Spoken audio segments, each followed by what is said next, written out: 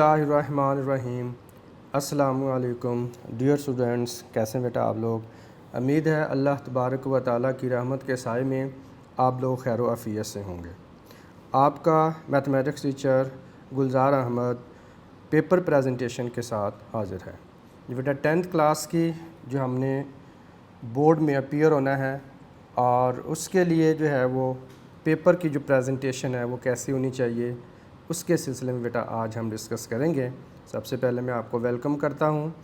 अब आइए देखते हैं कि इसमें जो हमारी प्रेजेंटेशन है, हमारी प्रिपरेशन है पेपर की, वो कैसी होनी चाहिए। What do you mean by paper preparation. Paper को जब आप प्रिपेयर करते हैं तो उसका मतलब क्या होता है, और इसमें ये है कि पेपर जो प्रिपरेशन है means manage the learned material with in the specified time and space with accuracy. ठीक है बेटा।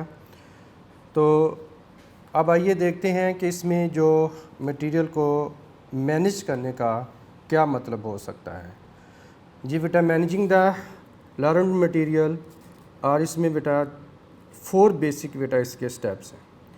नंबर 1 टाइम मैनेजमेंट है, और नंबर 2 जो है स्पेस मैनेजमेंट है, फिर एक्यूरेसी आ जाती है, फिर आपके बेटा प्रेजेंटेशन आ जाती है, यानी आपकी राइटिंग आपने किस तरह से कितना खूबसूरत करके लिखा हुआ है। तो ये बेटा ये चारों चीज़ों के ऊपर अब हम नज़र डालते हैं कि इसकी किस तरह से हम टाइम को मैनेज कर सकते हैं और किस तरह से हम स्पेस को मैनेज कर सकते हैं, ये इसका मतलब क्या होता है, एक्यूरेसी किस तरह से लाई जा सकती है, और प्रेजेंटेशन कैसे बेहतर होगी।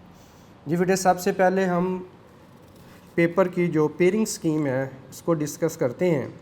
इसमें आप ये बेटा देख रहे हैं टोटल आपके पास जो बेटा ये 1 से लेकर 13 तक टोटल ये चैप्टर दिए हुए हैं आपके। ठीक है, बुक के अंदर 13 चैप्टर हैं, और नेक्स्ट कॉलम जो बनाया बेटा ये MCQs हैं।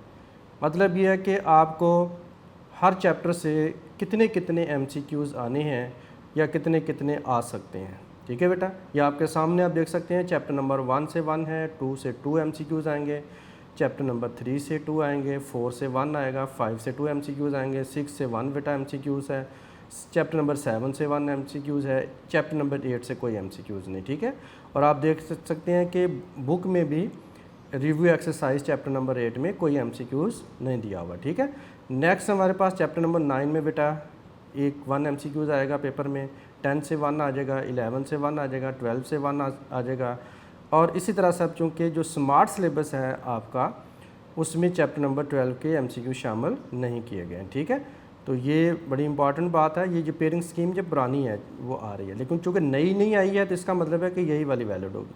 अब इसमें जो थोड़ी बहुत चेंज आ सकती है वो यही आज ही आपसे डिस्कस करना है कि वो जो चैप्टर नंबर 12 का एक MCQs है, या आपने एहतियातन इसको अगर पढ़ लें तो अच्छी बात है।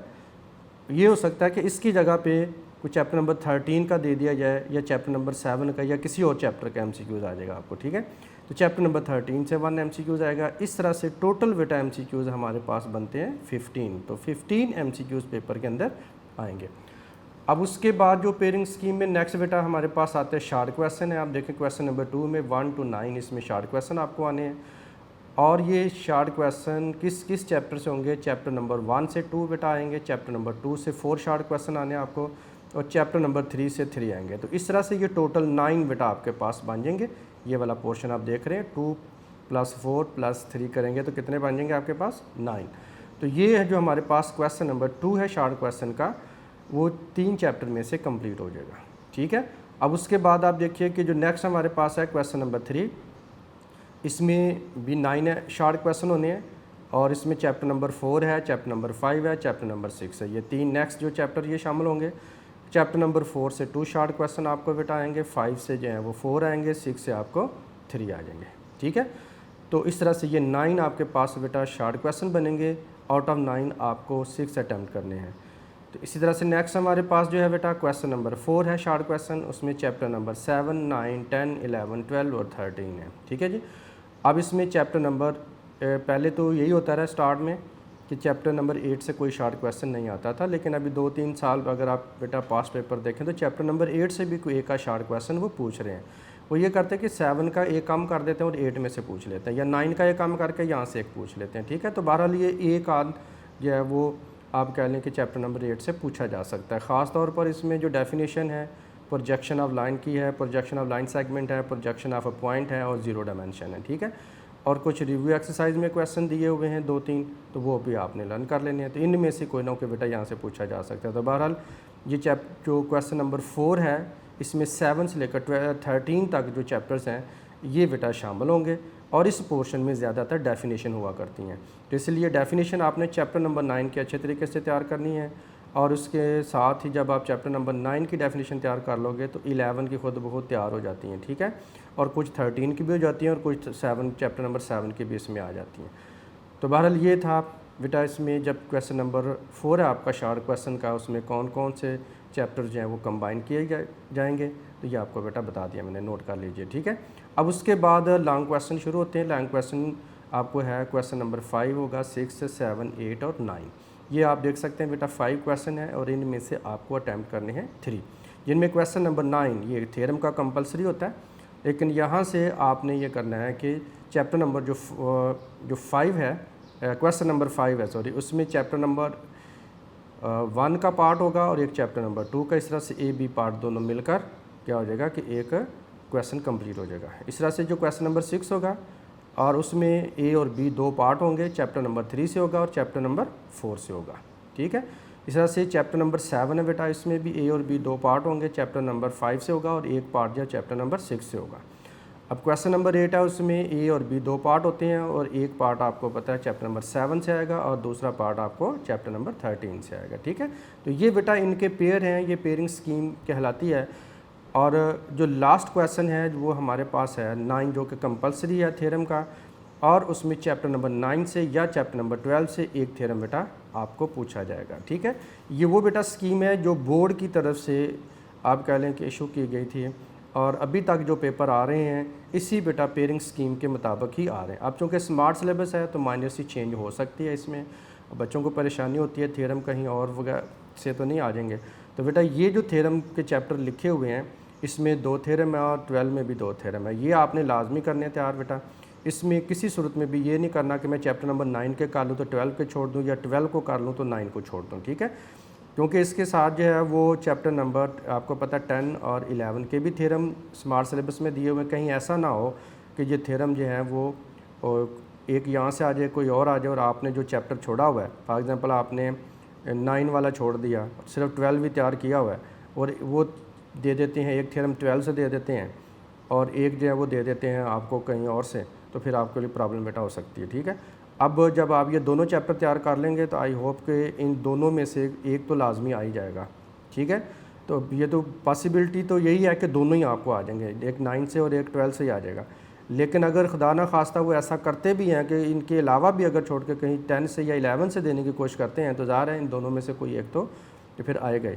तो आपने ये करना है कि दोनों ही थ्योरम 9 के और दोनों ही थ्योरम बेटा चैप्टर नंबर 12 के करने हैं। इसमें आपने ये हरगिज़ नहीं करना चॉइस के आगे आप मज़ीद चॉइस लेते रहें कि हम 9 को कर लें या 12 को छोड़ दें। 4 थ्योरम है, कोई ज़्यादा नहीं है, 8 नंबर का एक क्वेश्चन होता है। तो ये बेटा आपने इसको अच्छे तरीके से तैयार कर लेना है। ये पेयरिंग स्कीम थी बेटा आपके सामने जो वो मैंने आपको बता दिया। अब आप देखेंगे यहाँ से जो क्वेश्चन नंबर 5 है, 6 है, 7 और 8, ये 4 क्वेश्चन है, इनमें से 2 आपने अटैम्प्ट करने हैं, 2 हो जाएंगे, और एक आपने थ्योरम करना है, तो इस तरह से 3 हो जाएंगे, ठीक है। तो अब आइए नेक्स्ट देखते हैं। एक इम्पॉर्टेंट नोट है बेटा, जिधर ये पेयरिंग स्कीम लिखी हुई है बोर्ड की तरफ से आई और साथ उन्होंने एक नोट भी लिखा हुआ है, ठीक है।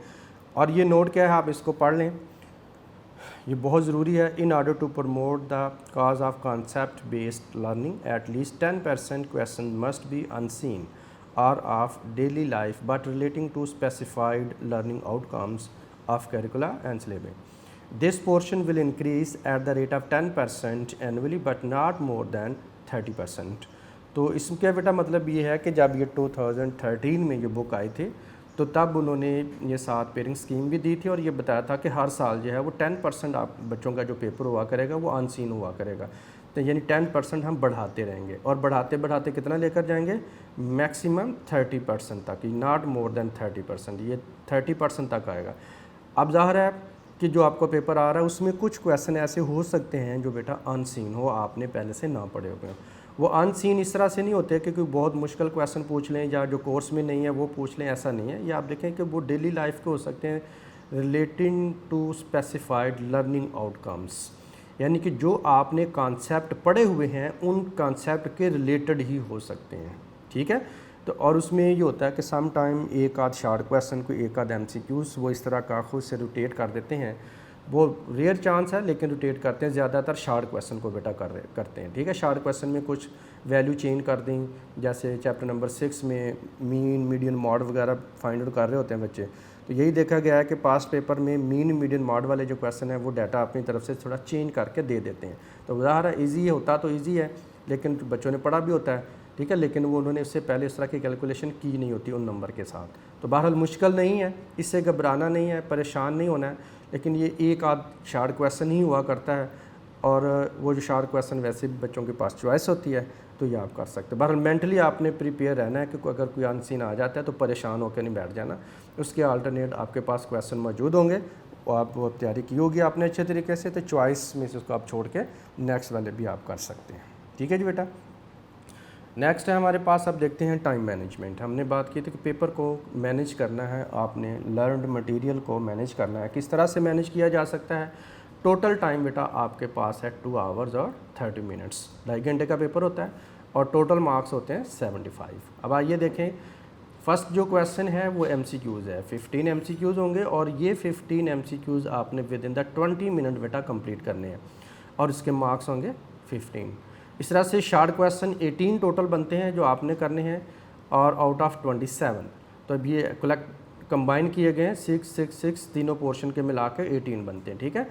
और 18 इंटू 4, एक शार्ट क्वेश्चन के लिए अप्रॉक्सीमेटली 4 मिनट का वेटे टाइम होता है। 18 को 4 से मल्टीप्लाई करोगे तो कितना आ जाएगा 72, तो 72 ये आपके पास जो है ना, ये आप कह लो कि मिनट बनते हैं, ठीक है।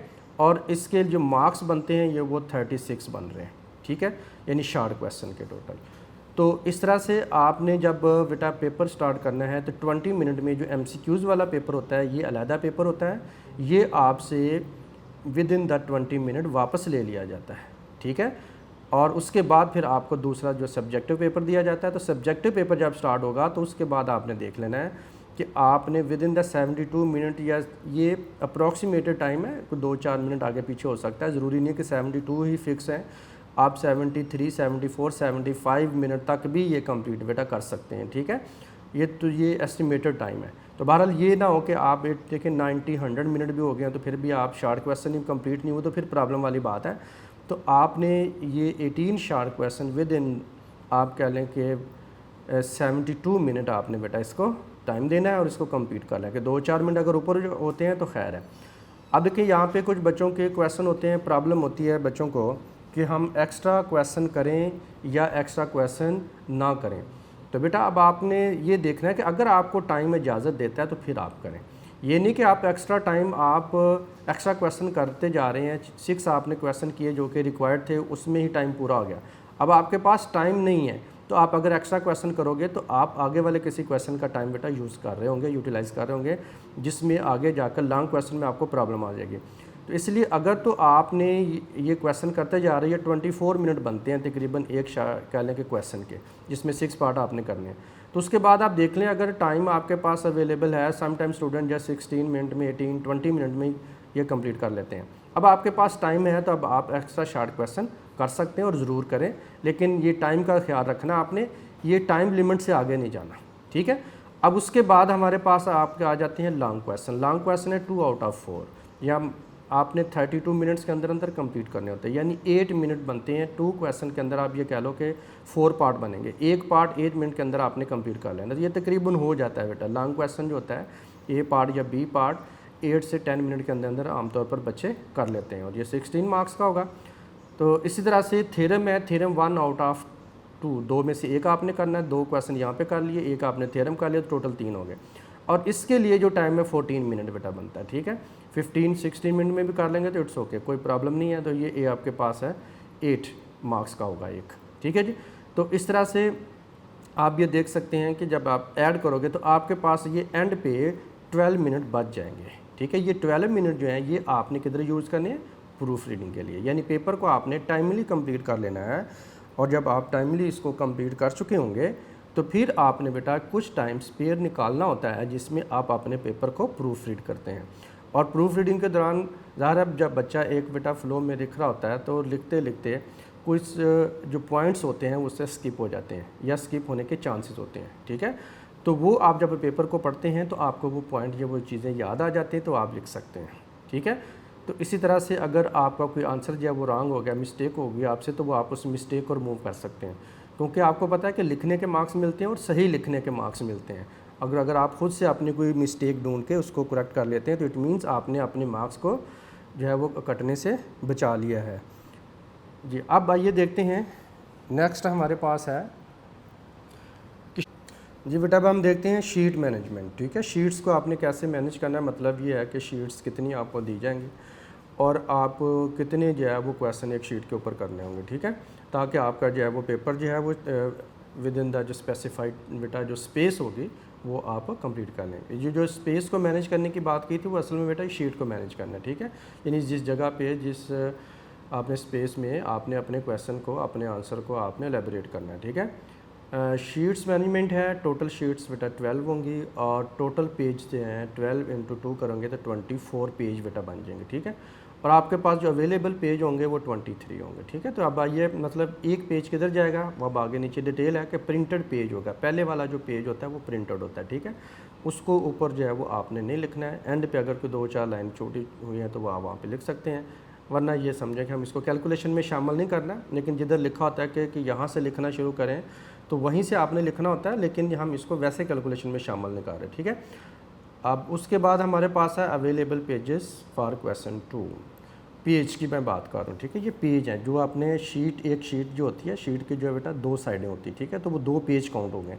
ठीक है, अब यहाँ पे जो आपके पास अवेलेबल जो पेजेस हैं वो 4 हैं, यानी 2 शीट होंगी और 4 पेज बेटा बन जाएंगे आपके पास।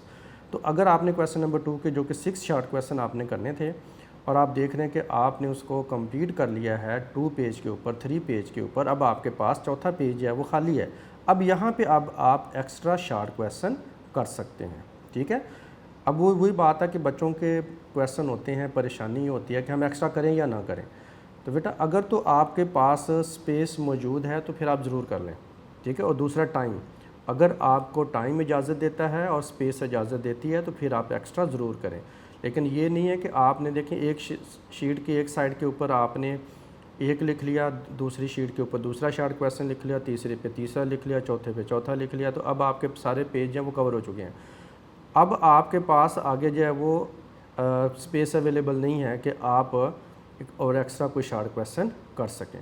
तो ये एक जो बेटा शीट की एक साइड है, यानी एक पेज के ऊपर तकरीबन 2 शॉर्ट क्वेश्चन आपके आ जाने चाहिए। ठीक है, अगर कोई ये रफली बेटा होता है, ये एस्टिमेटेड होता है, ये ज़रूरी नहीं है कि अगर किसी बच्चे का एक साइड पे एक ही शॉर्ट क्वेश्चन आ रहा है तो वो परेशान होकर बैठ जाए। हो सकता है कि अगला कोई क्वेश्चन जो है वो एक शीट के ऊपर, एक साइड पेज के ऊपर 2 आ जाए। ठीक है, तो इस तरह से ये एज ए होल एक टोटल हमने बेटा ये एक निकाला हुआ है कि विद इन द 4 आप कह लो कि पेजेस आपका ये शॉर्ट क्वेश्चन कंप्लीट हो जाना चाहिए। इसी तरह से जो क्वेश्चन है आपके पास 3 वो भी शॉर्ट क्वेश्चन है, उसके लिए भी 4 बेटा पेज अवेलेबल होंगे और क्वेश्चन नंबर 4 के लिए भी 4 होंगे। तो इस तरह से आपने जो पेज क्वेश्चन नंबर 5 है या क्वेश्चन नंबर 6 है, ये 7 और 8 भी होते हैं यहाँ पे, लेकिन यहाँ पे 2 ही शो करवाए हैं मैंने, इसलिए कि यहाँ पे 2 अटैम्प्ट करने होते हैं आपने। तो बहरहाल तो वो कोई से भी हो सकते हैं, 7 और 8 भी हो सकता है या कोई और भी क्वेश्चन बेटा यहाँ पे जो भी आप अटैम्प्ट करेंगे। तो बहरहाल इसके लिए भी 4 बेटा शीट से आपके पास होंगे, यानी कि आप ये कह सकते हो कि एक लॉन्ग क्वेश्चन के जो ए और बी 2 पार्ट होते हैं वो आप एक पार्ट एक साइड के पे, दूसरा पार्ट दूसरे साइड पे कर सकते हैं, या एक शीट के ऊपर आप दोनों साइडों के ऊपर एक लॉन्ग क्वेश्चन कर सकते हैं। ठीक है, तो इस तरह से ये आमतौर पर एक साइड पे बेटा एक पेज के ऊपर लॉन्ग क्वेश्चन हो जाता है कि 2-4 लाइनें आगे वाले पेज पे जाती हैं, तो उससे कोई प्रॉब्लम वाली बात है नहीं है। तो कोई बच्चे जो है वो लॉन्ग क्वेश्चन का पूछ रहे हैं एक्स्ट्रा करें या ना करें, तो बेटा इसके लिए यही है कि अगर आपके लॉन्ग क्वेश्चन जो हैं वो इन शीट के अंदर कंप्लीट हो जाते हैं और आपके पास शीट्स अवेलेबल हैं तो फिर आप ज़रूर लॉन्ग क्वेश्चन कीजिए, कोई प्रॉब्लम वाली बात नहीं है। साथ साथ टाइम को देखते रहना आपने। ठीक है, और अगर ज़ाहिर है आपने लॉन्ग क्वेश्चन करते हुए 5 से 6 शीट लगा दी हैं तो फिर ज़ाहिर अब आप आगे आपके पास शीट्स अवेलेबल नहीं हैं, तो अब आप एक्स्ट्रा शार्ट क्वेश्चन नहीं कर पाएंगे। तो अगर तो आप इनको मैनेज करके चलते हैं और आपको पता है कि इसके अंदर अंदर हम ये क्वेश्चन कंप्लीट कर लेते हैं, तो फिर आपके पास स्पेस अवेलेबल होगी। अगर टाइम इजाज़त देता है तो फिर आप एक्स्ट्रा ज़रूर कीजिए, ठीक है। अब हम बात करते हैं जो क्वेश्चन नंबर 9 है, इसके लिए आपके पास तकरीबन 3 शीट अवेलेबल होती हैं। तो ज़ाहिर है थ्योरम 3 आपको पता है कि 3 पेजेस के ऊपर नहीं आता, एक शीट के ऊपर यानी 2 पेजेस के ऊपर ही आमतौर पर बच्चे जैसे कंप्लीट कर लेते हैं, ठीक है। इसमें कोई प्रॉब्लम वाली बात नहीं है। तो आमतौर पर आप देखें कि मैं आपको ये बेटा सजेस्ट करूँगा कि अब जो स्मार्ट सिलेबस के मुताबिक आपको थ्योरम आने हैं, तो ये आपको पॉसिबल है कि आपको दोनों थ्योरम ही आते हों। तो आपने बेटा कोशिश करनी है कि दोनों थ्योरम ही कर दें। उसकी रीज़न ये है कि जो MCQs बेटा जो होते हैं उसमें अगर मार्क्स कट जाते हैं तो आपके कभी भी मार्क्स पूरे नहीं हो पाते, 75 मार्क्स पूरे नहीं होते, ठीक है। लेकिन जो शार्ट क्वेश्चन होते हैं उसमें अगर आपसे मिस्टेक हो भी जाती है तो एक्स्ट्रा शार्ट क्वेश्चन की वजह से आप बच जाते हैं और मार्क्स आपके पूरे आ जाते हैं। इसी तरह से थ्योरम वाला एक क्वेश्चन ऐसा क्वेश्चन है जैसे MCQs में से अगर कट जाएँ तो कंप्लीट 75 नहीं आ पाते सारे टोटल मार्क्स। इस तरह से थ्योरम में से अगर कोई कट जाता है तो ये भी फिर 75 पूरे नहीं हो पाएंगे। इसलिए कोशिश करें कि दोनों थ्योरम ही कर दें आप यहाँ पे। अगर एक थ्योरम में मार्क्स कुछ कट जाते हैं तो दूसरे में अगर आपके मार्क्स पूरे आ जाते हैं तो बोर्ड के रूल के मुताबिक जो ज़्यादा मार्क्स वाला क्वेश्चन होता है वो बेटा काउंट होता है, और बाकी वाला जो कि जिसमें कम मार्क्स कम होते हैं उसे वो एक्स्ट्रा में काउंट कर देते हैं, ठीक है। तो ये बेटा आपके पास शीट्स मैनेजमेंट है, शीट्स की एक आप कह लें कि आइडिया आपको दे दिया है कि कितनी कितनी शीट्स के ऊपर आपके ये शॉर्ट क्वेश्चन कंप्लीट हो जाने चाहिए, ठीक है। आई होप आपको बेटा इनकी समझ आ चुकी होगी। नेक्स्ट हमारे पास है कुछ एक्यूरेसी लाने के लिए बेटा, हमने हमारा लास्ट पॉइंट था कि एक्यूरेसी कैसे लाई जाएगी, ठीक है। तो एक्यूरेसी लाने के लिए कुछ बेटा इंपॉर्टेंट चीज़ें आपके लिए निकाली हैं और इनको अंडरस्टैंड करना, इनको बेटा देखना आपके लिए बहुत ज़रूरी है। मसलन ये है कि right paper code on bubble sheet very carefully. ये अभी मैं आपको दिखाता हूँ नेक्स्ट स्लाइड में। पेपर के ऊपर कोड लिखा होता है और बबल शीट के ऊपर भी कोड लिखा होता है। मसलन ग्रुप होते हैं, जैसे आप समझ लो कि ग्रुप होते हैं पेपर के, ग्रुप ए होता है, ग्रुप बी होता है, ग्रुप सी होता है, ग्रुप डी होता है। लेकिन बोर्ड के पेपर में ग्रुप नहीं होते, उन्हें पेपर का कोड बोलते हैं। कोड 1, कोड 2, कोड 3, कोड 4, इस तरह से डिफरेंट कोड्स के पेपर होते हैं, ठीक है। वो शफल किया गया होता है, वो MCQs का जो है वो सीक्वेंस कुछ और होता है। ग्रुप कोड 1 के पेपर में और होगा, कोड 2 के पेपर में और होगा, कोड 3 के पेपर में और होगा, कोड 4 के पेपर में और होगा, ठीक है। तो इसलिए आपने जो आपको क्वेश्चन पेपर मिला है उसके ऊपर एक कोड लिखा होगा, वो कोड आपने बबल शीट के ऊपर वेरी केयरफुली लिखना है। अगर आप ये कोड पेपर के ऊपर बबल शीट के ऊपर नहीं लिखते हैं तो फिर आपके लिए प्रॉब्लम होगी, फिर वो आपका पेपर जो है वो सारे के सारे MCQs के मार्क्स आपको बेटा नहीं मिल पाएंगे, वो गलत हो जाएंगे। इसलिए आपने बस ऐसे ही है कि जैसे आप रोल नंबर अपना लिखते हैं तो रोल नंबर जैसे लिखना ज़रूरी है, इसी तरह से बबल शीट के ऊपर पेपर का कोड लिखना भी ज़रूरी है। अब उसके बाद है write your roll number on bubble sheet very carefully. ज़्यादा अगर आप अपना रोल नंबर गलत लिख देंगे तो फिर आपको मार्क्स वो जो है वो आपको नहीं मिलेंगे, वो जिस गलत लिखकर किसी और के नाम के जो है वो फिर चले जाएंगे, ठीक है। तो इसलिए फिर बच्चों को बाद में रीचेकिंग में प्रॉब्लम होती है कि हमारे MCQs के मार्क्स काउंट नहीं, वो असल में इसी तरह की प्रॉब्लम होती है। वो सम टाइम या तो बबल शीट के ऊपर उन्होंने पेपर कोड नहीं लिखा होता या फिर अपने रोल नंबर लिखने में कोई मिस्टेक की होती है। तो इस तरह के प्रॉब्लम होते हैं जो बाद में फिर रीचेकिंग में जाके क्लियर करवाने पड़ते हैं। वो भी अगर पता चल जाए तो, अगर ना पता चले तो बहुत सारे स्टूडेंट इसको जो परसू ही नहीं कर पाते, तो इसलिए प्रॉब्लम बेटा रह जाती है और बच्चों का नुकसान हो जाता है, ठीक है। तो ये 2 चीज़ें बहुत आपके लिए ज़रूरी हैं। उसके बाद आपने match number two number question and bubble sheet, ये भी अभी मैं आपको दिखाता हूँ कि बबल शीट के ऊपर जो क्वेश्चन का नंबर है और जो क्वेश्चन पेपर के ऊपर नंबर है ये सेम होने चाहिए। ये ना हो कि आप क्वेश्चन MCQs नंबर 1, 2, 3, 4 तक तो आमतौर पर बच्चे सही कर लेते हैं। फॉर एग्ज़ाम्पल आप बबल शीट के ऊपर जो है वो आप क्वेश्चन नंबर जो है वो गलत फिल कर देते हैं। मसलन क्वेश्चन पेपर पे MCQs नंबर 6 था और आपने उसको 7 वाले के आगे फिल कर दिया, तो ज़ाहिर है वो उसके आगे सारा सीक्वेंस गलत हो जाएगा, तो फिर आपके मार्क्स कट जाएंगे। ये भी मैं इसको मज़ीद एक्सप्लेन करता हूँ क्योंकि आगे बबल शीट आपको मैं दिखा रहा हूँ, ठीक है। Avoid cutting, over writing, deleting या यूजिंग इंक रिमूवर वगैरह, ये आपने MCQs में बेटा नहीं करना होता। कटिंग नहीं कर सकते, ओवर राइटिंग, बबल एक दफ़ा जो फिल कर लिया उसको आप डिलीट करके रिमूव करके इंक रिमूवर के साथ आप नया बबल फिल नहीं कर सकते। 2 बबल नहीं फिल कर सकते, या आप सारे को खाली नहीं छोड़ सकते अगर, या इनकम्प्लीट बबल नहीं फिल करना आपने, ठीक है। कंप्लीट बबल फिल करना है। Keep in mind the sequence of MCQs option and bubble sheet. ये भी मैं आपको दिखाता हूँ कि MCQs के ऑप्शन जो होते हैं ABCD और जो बबल शीट के ऊपर होता है ABCD वो एक दूसरे के ऑपोजिट होते हैं। अभी हम इसकी बात करते हैं। सोर्स फॉर MCQs को प्रिपेयर करने के लिए टेक्स्ट बुक है बेटा आपकी, और यूनिक मैथ नोट्स हैं 10th क्लास के, ये आप दोनों को कंसल्ट कर सकते हैं। ठीक है, टेक्स्ट बुक वाले ज़्यादा इंपॉर्टेंट हैं और वही नोट्स में भी हमने बेटा को शामिल किए हुए हैं। और कुछ बच्चों की एक्स्ट्रा प्रैक्टिस के लिए जो मैंने आपको बताया था कि अनसीन कुछ क्वेश्चन या MCQs हो सकते हैं, उनकी तैयारी के लिए आप यूनिक मैथ नोट्स ज़रूर पढ़िएगा। एक दफ़ा जो MCQs हैं वो उनको ज़रूर पढ़ लें। ठीक है, तो वो कोशिश यही की गई है कि जो पॉसिबल हैं अनसीन आपसे पूछे जा सकते हैं, ट्रू फॉल्स वगैरह में से, स्टेटमेंट में से लेकर उनको डेवलप किया गया है। ठीक है बेटा, जब आइए देखते हैं नेक्स्ट हमारे पास है ये है जी बबल शीट का। ये बेटा डिज़ाइन है आपके सामने दिखा रहे हैं। ये MCQs जो है रिस्पॉन्स है पार्ट, इसमें ये उम्मीदवार ख़ुद पूरे करेगा।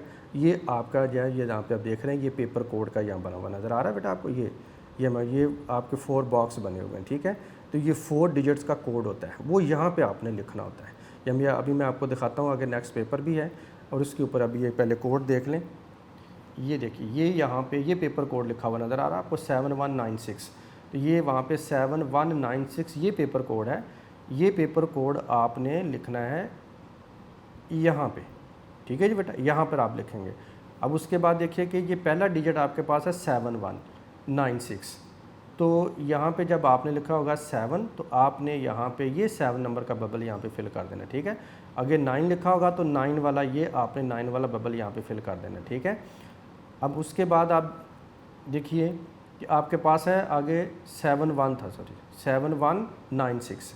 ठीक है, तो अब आपने ये देखना है कि 7196 है। 7 है तो 7 वाला यहाँ पे कर देंगे, 1 है तो ये 1 वाला कर देंगे, आगे 9 होगा उसके नीचे 9 वाला आप कर देंगे। ठीक है, तो इसी तरह से जो लास्ट में आपके पास है वो डिजिट है 6, तो ये 6 वाला डी यहाँ पे आप फिल कर देंगे। तो ये यहाँ पे डिजिट में भी लिखना है बेटा आपने, और उसके बाद नीचे बबल उसके मुताबिक फिल कर देना है।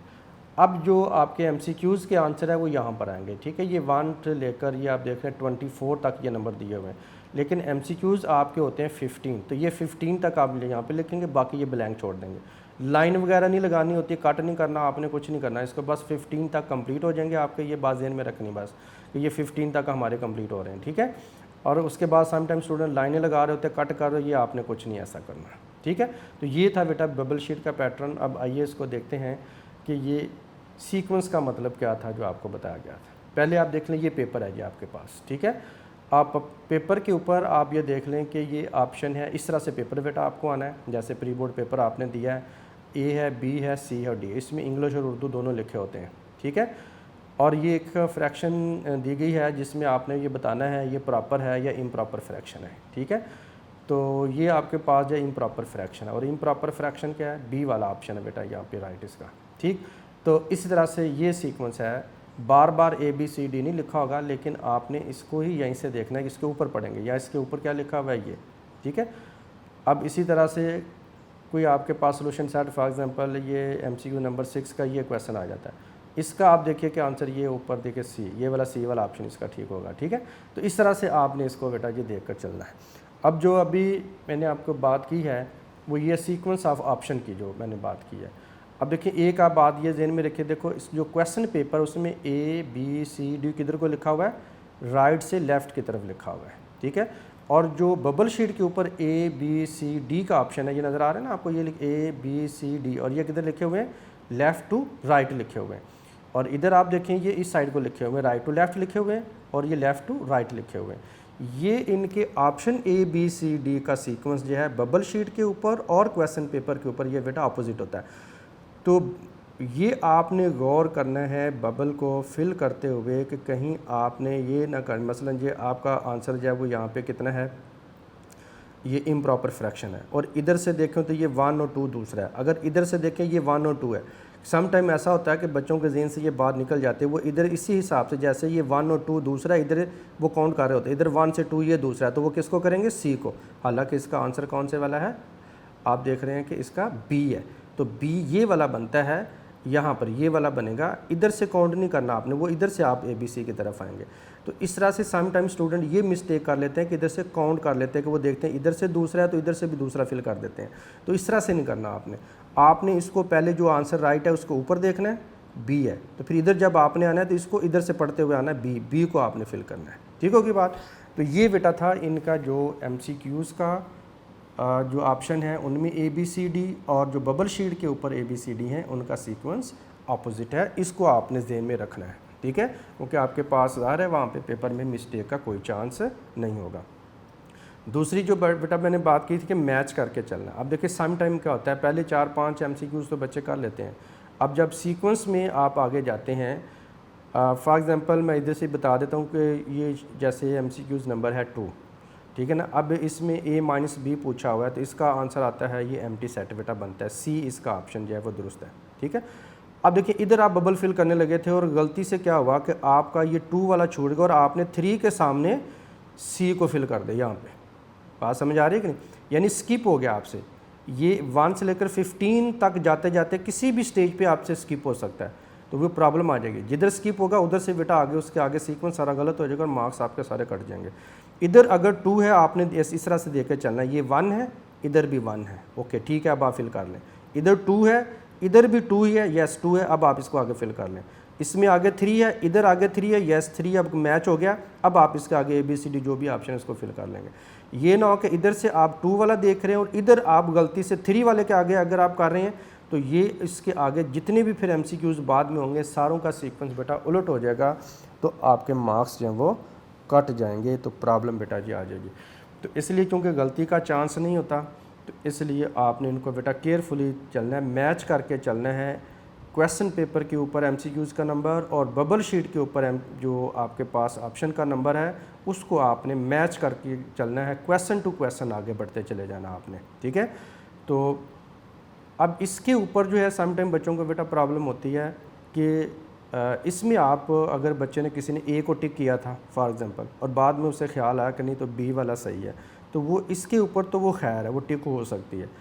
आपका जो चेक होना है वो बेटा बबल शीट में चेक, कोशिश करें कि इसमें भी ऐसा ना हो, ठीक है। अगर हो जाता है खुदा ना खास्ता तो इसमें इतनी परेशानी वाली बात नहीं। परेशानी वाली बात तब होगी जब आप यहाँ पे बबल को गलत फिल कर देंगे, तो फिर बेटा प्रॉब्लम होगी आपके लिए, ठीक है।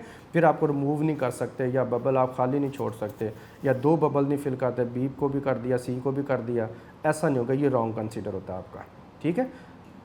अब आई होप आपको इसकी बेटा अच्छे तरीके से समझ आ चुकी होगी कि मैंने सीक्वेंस का क्या बताया है और क्वेश्चन टू क्वेश्चन मैच करने का क्या बताया है, ठीक है जी। एनी क्वेश्चन बेटा, जो चीज़ें थी मैक्सिमम मैंने आपके साथ बेटा शेयर कर दी हैं, आपको बता दी हैं। बाकी जो है वो ज़ाहिर है बच्चे अपने तजर्बात से कुछ सीखते हैं। फिर भी अगर आपके जहन में कोई क्वेश्चन आता है, कोई चीज़ आप नहीं समझ पाए हैं या बताने में रह गई हो, तो बेटा आपके जहन में कोई क्वेश्चन आ रहा हो तो ये मेरा नंबर, कॉन्टैक्ट नंबर स्क्रीन के ऊपर बेटा शेयर हो रहा होता है और ये आपके सामने भी आ रहा है, तो इस नंबर पे आप बेटा कॉन्टैक्ट करके आप पूछ सकते हैं, ठीक है। कोई भी जो है वो आपका अगर प्रॉब्लम हो तो वो इंशाल्लाह आपसे सुना जाएगा, ठीक है जी बेटा। थैंक यू जी बेटा। आप अपना बहुत सारा ख्याल रखिएगा और अच्छी अच्छी तैयारी कीजिएगा। अल्लाह तबारक व तआला आपका हामी नासिर हो और आपके जो है वो सेहत दे और ईमान की दौलत से आपको अल्लाह तबारक व तआला नवाजे, और आपके वालदैन को जो है वो जब आप अच्छे अच्छे रिज़ल्ट लेकर आएँ तो आपके वालदैन को खुशी नसीब करें, ठीक है। तो बेटा दुआओं में हमें भी याद रखिएगा, अपना बहुत सारा ख्याल रखिएगा। टेक केयर, अल्लाह हाफिज़।